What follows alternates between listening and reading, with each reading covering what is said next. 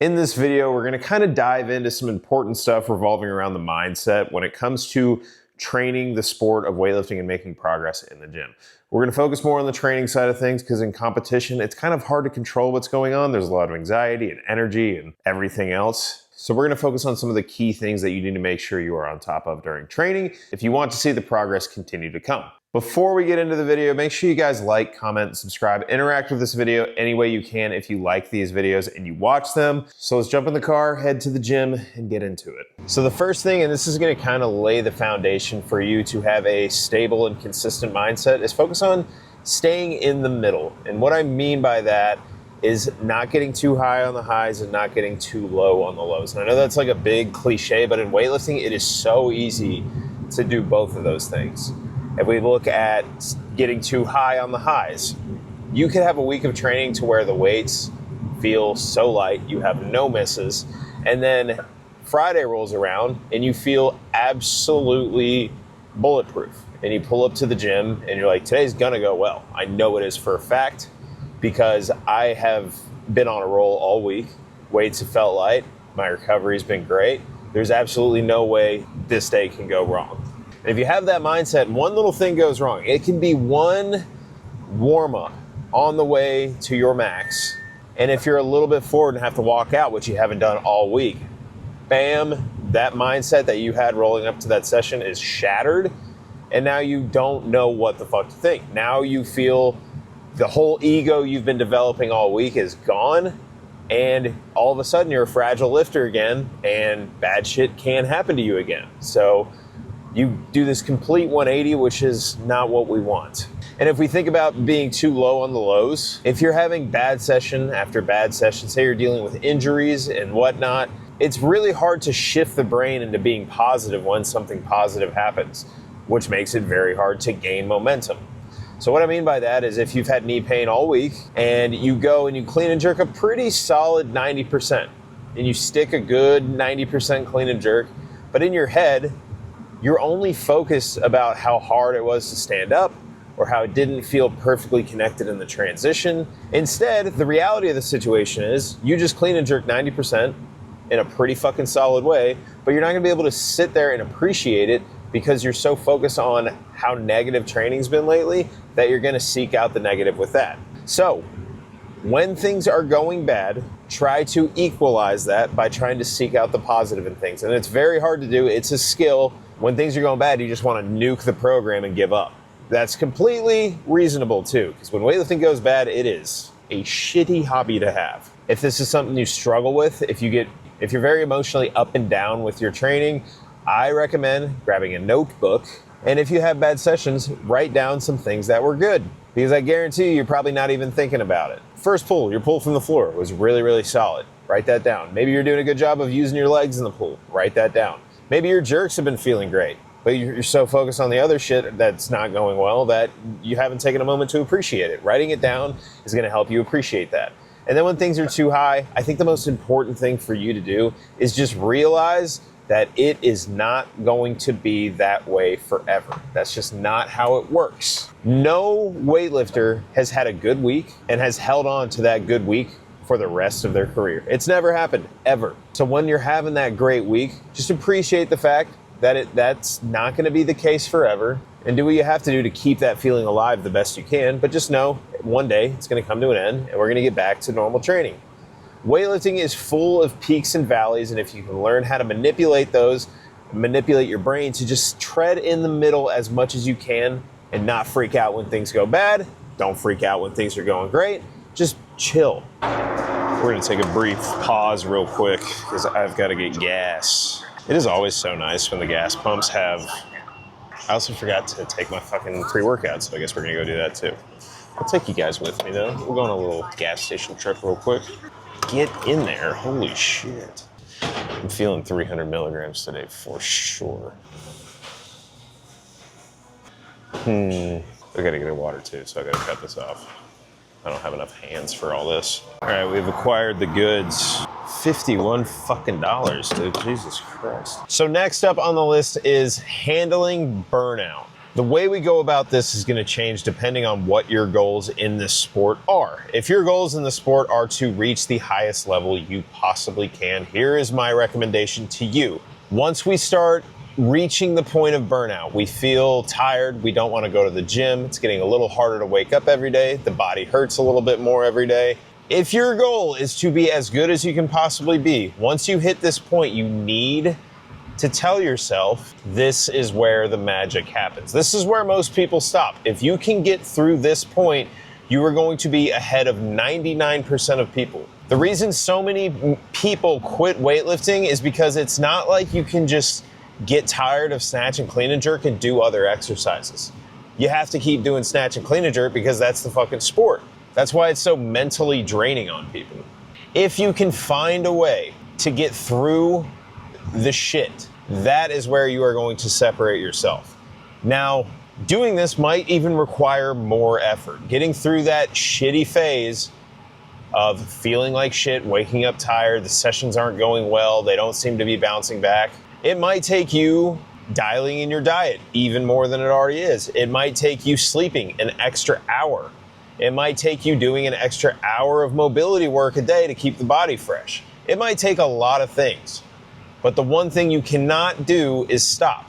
But just remind yourself, when you get to this point of absolute burnout where you fucking hate weightlifting and you still got to go to the gym and do it, it takes a ton of work to get to that point. So you're doing something right. You don't end up there on accident. Now, if your goal is to just go into the gym and have fun with weightlifting, which I feel like is most people's goal, that's my goal these days.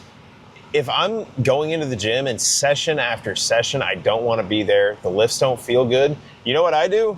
I fucking stop going for a little bit. There's nothing wrong with that. If you are not trying to win nationals, make a world team, go to the Olympics, why are you forcing yourself into the gym over and over again? I understand we all want to be as good as we can possibly be. If we strive for the slightest amount of balance in our lives, weightlifting can trickle into all aspects of the life when it's not going well and make things shitty. I know this for a fact because when I was a serious athlete and I actually trained hard, when weightlifting wasn't going well, I was a fucking asshole. And we don't need that, especially if it's something we're doing for fun. So when you're feeling burnt out and it's not, our goal is not to go to the Olympics, our goal is to go into the gym and enjoy it, say fuck it, do a CrossFit workout every now and then. Go do something different. Maybe take a whole week away from the gym and just get steps in every day.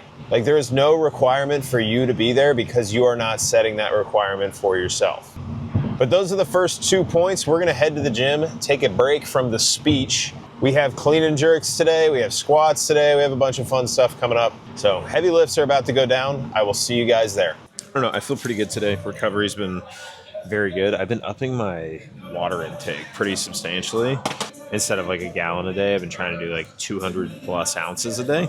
I'm also taking 20 grams of creatine a day, so I just want to make sure that I'm staying hydrated enough. And I think 200 ounces of water should fucking keep us that hydrated, but you know, it can't hurt. I don't think more water could hurt unless I'm drinking 200 ounces an hour. Then I get hyperhidrosis and die. But since upping my water, I have noticed a lot of weight fall off just like randomly. So like my body weight was like 216, 217 in the morning regularly. Since I upped my water to 200 ounces a day, we are down to, I woke up at 212.8 today. I get asked about like, am I okay with my body weight getting that low? Yeah, I'm trying to look good and be strong. If I was trying to just be strong, then I would not want my body weight that low. What's the lowest I'll let my body weight get? Probably 205 pounds. I think that's only 7 pounds away from that, which is actually fucking crazy. I can't remember the last time we've been this light, but all right. We got clean pull plus low hang clean pull, or no, clean pull plus low hang clean plus jerk. And we're going to do an EMOM, or not an EMOM, just like time singles. We're doing a minute rest. So my favorite warm up for what I've been doing lately is just like, if I have clean and jerk, I'm just going to do a fuckload of clean and jerks at like light weights and progress that into the heavy ones. Instead of just rolling around on the floor for 30 minutes and then taking like 5 warm-up attempts and getting to that top weight, I'm going to get some weight on the bar and I'm going to do a lot of lifts. That's one thing people need to realize. Weightlifting is not fucking rocket science. Like, if you want to warm up for Clean and jerks, do a lot of clean and jerks. If you want to warm up for snatch, do a lot of snatches. If you want to warm up for squats, do a lot of squats. That's going to be the best warm up you can do. Pretty self-explanatory shit here. So what we're going to do is we're going to do a set. No, we're going to do a set, 60-second rest, jump 10 kilos, another set, 60-second rest, all the way to 140. Then when we get to 140, set, 90-second rest. And what's cool about my watch is it allows me to time this kind of shit.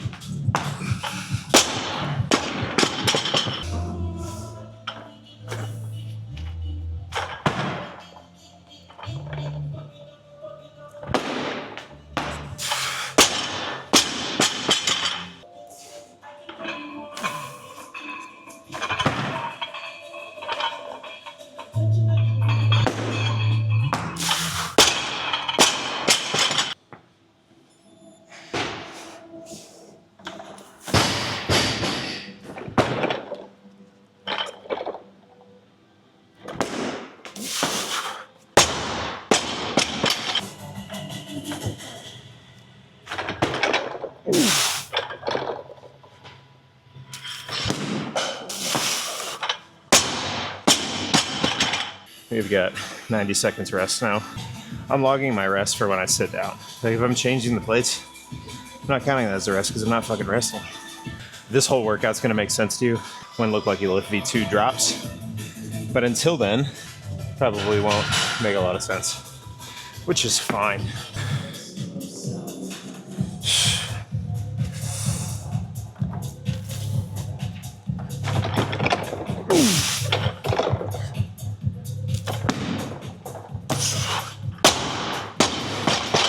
Yeah, 3 singles there. Then we bump up to a 3-minute rest.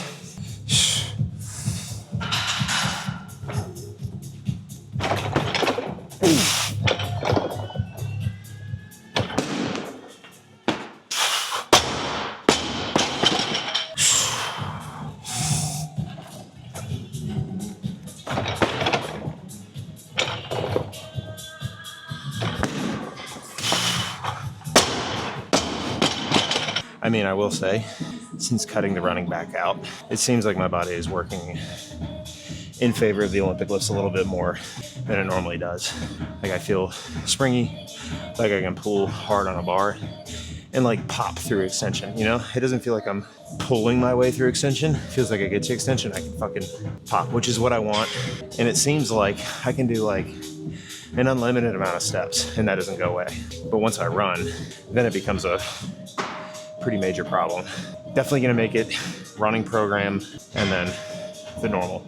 So there's gonna be a lot of variations that come out with the Look Like You Lift Volume 2. There's gonna be the normal version, 5 days a week, 3-day a week option, 5-day a week with running, 3-day a week with running, 5-day a week accessory only, 3-day a week accessory only. That way you can stack it on top of your Olympic lifting program. So there's gonna be 6 variations of it. That way, pretty much everyone can do this fucking program. The big thing with the program is not the program itself, it's the methodology that goes behind the program. Like once you purchase the program, you've signed your fucking ticket to being a part of the system for 8 weeks. And what that's gonna do for you is it's gonna cause the body fat to come off and the muscle to hang around. I mean, that's the goal of this program. 150 kilos, here we go.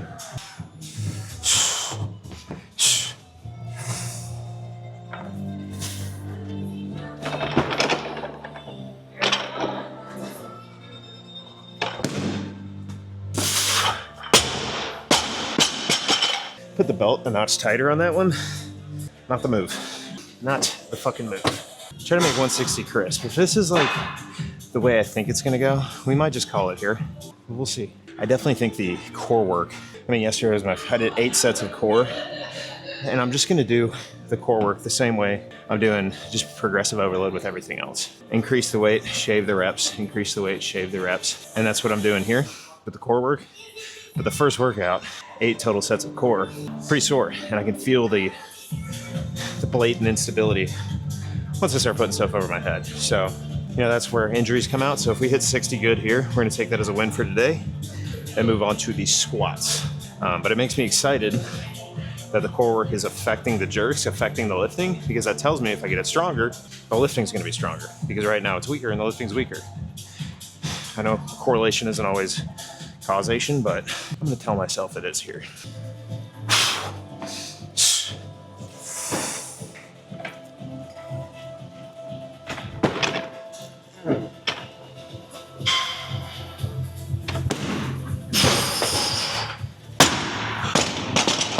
That is about how I thought that would go. Everything feels so good until the bar's overhead. Then I just got no idea where I am. My bracing's just all over the fucking place. But that, we're gonna end on that one. Get some quality squats here. I'm fucking okay with that. The clean in the pool felt really fucking good. A lot of pop in that clean. There was pop in the drive of the jerk. Then I felt like a fucking newborn deer once the bar got overhead. All right, we have 4x5 back squat. I think we're gonna start at just 170 and slowly increase. Because I was doing the running and trying out the running, I didn't really get in rhythm with the squats that well. So we're gonna see what we can do. Just run this as like our first 4x5 and just kind of see where the legs are at with a little bit of volume. And then we'll make adjustments from there. The goal with these is to hit a very deep bottom position and make sure we're getting like a good stretch reflex out of the bottom. Whenever my hips or my knees or there's pain like anywhere downstream, I'll always cut the reps a little bit short and just kind of change directions without getting a good stretch and rebound out of the bottom. So we're gonna make sure we are doing that here. Doing that, like intentionally doing that, like really sinking deep into the squat is very therapeutic for the hips.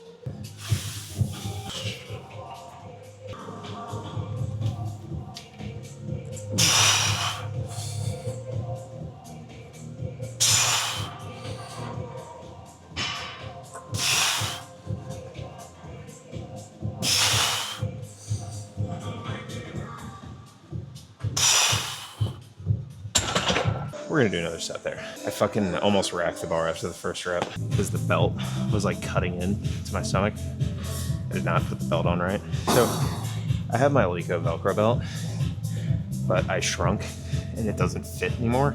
So we're just having to use like belts off the rack right now. This is the best one I found, and it's a little pinchy. Little pinchy.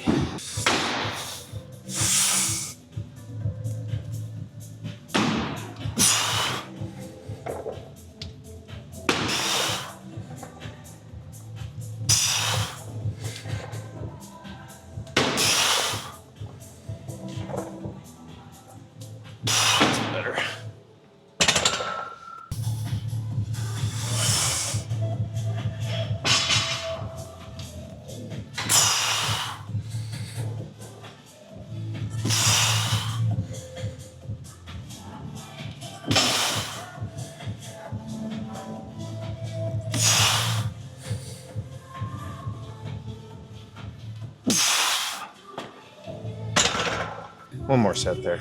I think that's a good weight for today. Just to kind of get back into a regular groove with the squats after fighting to incorporate running a little bit. The thing is, it's like, it's not that the running with the lifting just doesn't work. It works, you can make it work. It's just the lifts will suffer to a degree that I'm not okay with. I definitely prefer being strong over being able to run. Like I would rather have a big back squat than a high VO2 max. That's just me. Some of you guys are gonna be different. And then the running program is going to be perfect for you. Are you going to PR your snatch and clean and jerk on that program? Most likely not. But are you going to be able to run? Fuck yeah. And you'll be pretty strong too. But there's like little trade-offs I'm willing to make. My number's dipping down below like 90%, 85 to 90% of my all-time best. I'm not cool with that. And I've already lost a lot of weight, so we're treading that line. And with the introduction of running, we get below that line, and I'm not cool with it.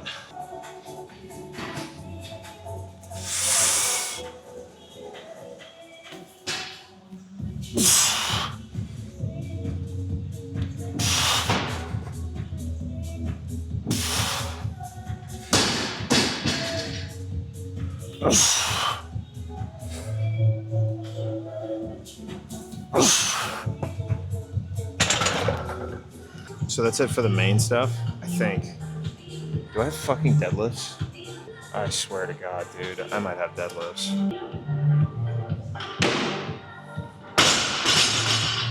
I have deadlifts. I just put all those fucking weights away and I have deadlifts. 3x5 at 200. Let's do it. All right, I'm gonna do this without shoes though. So, alrighty. Well, 3 sets of 5 here. I did not take a warm-up set. Just fucking bad, dude.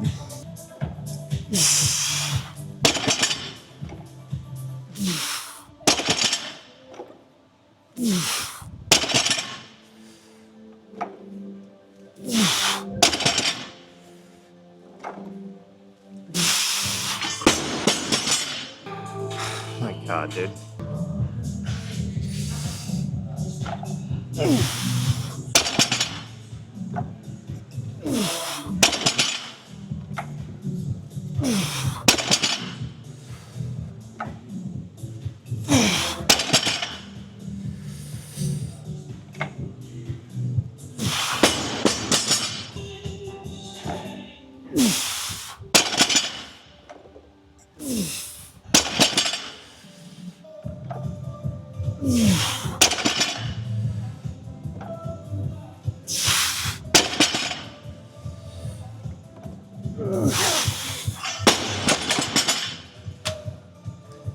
Now I'm done. Jesus fucking Christ. Alright, that is fucking it for the heavy stuff. Alright, the third principle is just fucking believing in yourself, which is kind of a very general thing to say, but here's the deal. There was a study that was done, and I quote this study a lot, with hotel janitorial people, basically housekeeping in hotels. They took all of the hotel workers, they told half of them that what they were doing was good for their health and that it was going to yield some sort of health benefits. All the walking and moving that they do throughout the day is exercise, essentially. That's what they told them. They told the other half of the workers absolutely nothing. The half that were told that the activity they were doing throughout the day was good for their health saw a drop in body weight and improvements in their cholesterol, which is crazy. That goes to show you that the power of your brain and what your brain is telling you is very important. If you tell yourself that you are going to be good at weightlifting, you're going to go into the gym every day with the expectation of becoming a good weightlifter. If you tell yourself you suck every day, you're going to go into the gym with the expectation that you are going to fucking suck. That's kind of how this shit works. So you have nothing to lose from just fucking believing in yourself a little bit.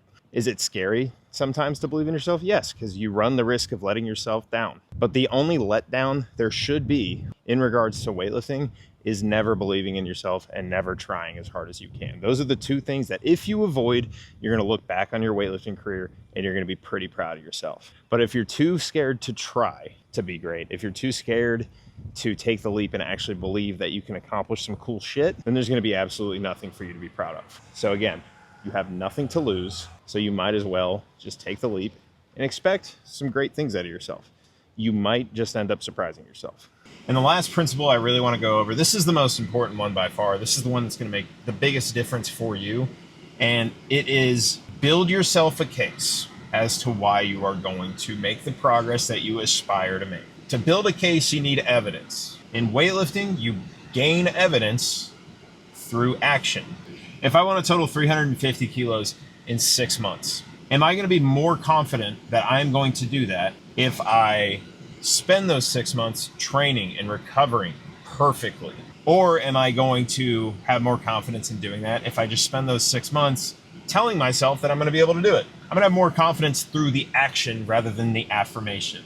If you tell yourself over and over again that you're going to do something, it might help a little bit, but if you take the action necessary to create a scenario to where it makes sense that you are going to accomplish that thing, that is how you build a case for yourself. So instead of saying, I want to do these things, I highly recommend you just keep your mouth a little more shut than you normally do and go about it with action. Instead of saying, me, obviously, I'm going to say, I want to total 360. I want to total 370 because I'm trying to create hype and I'm trying to get views on YouTube. But for you, if you want to qualify for nationals, maybe just write it on your bathroom mirror or something like that. Scribble it down and then look at it every day. And when you look at it, be like, all right, what do I need to do to make that a reality? Or a better question is, what would someone who has accomplished that do today? And then do exactly that. In doing this, you are going to build a scenario to where it only makes sense that you accomplish that goal. And that is done through action over everything else. But those are the main points that I want you guys to focus on. Those are the main points that I focus on when I'm trying to do stuff. The whole time I did Operation 360, I used all of these principles religiously, and they really, really helped. They really did. They kept my head on straight. And if you follow all these, you're going to find a more consistent flow with your weightlifting. You're not going to be so high and low. You're not going to be all over the place. You're going to be able to notice things that are going on with your mentality and fix them before they run out of control. But as of right now, we are on our way to the gym near our house. We're going to go get our cardio done, of course, and then I will close the video out with the cardio and today's step count right now. All right, that is it. We knocked out our cardio. That's going to be shown there. Just Stairmaster for 20 minutes and then our steps for the day. All right, there. We do this shit every single day. If you like this video, if you like the topic style videos, let me know. I'll try to incorporate more of these and give you guys what you want. But make sure you like, comment, and subscribe. Give this video some engagement so YouTube picks it up in the algorithm and we can get some views. Thank you guys for watching. I'll see you next time.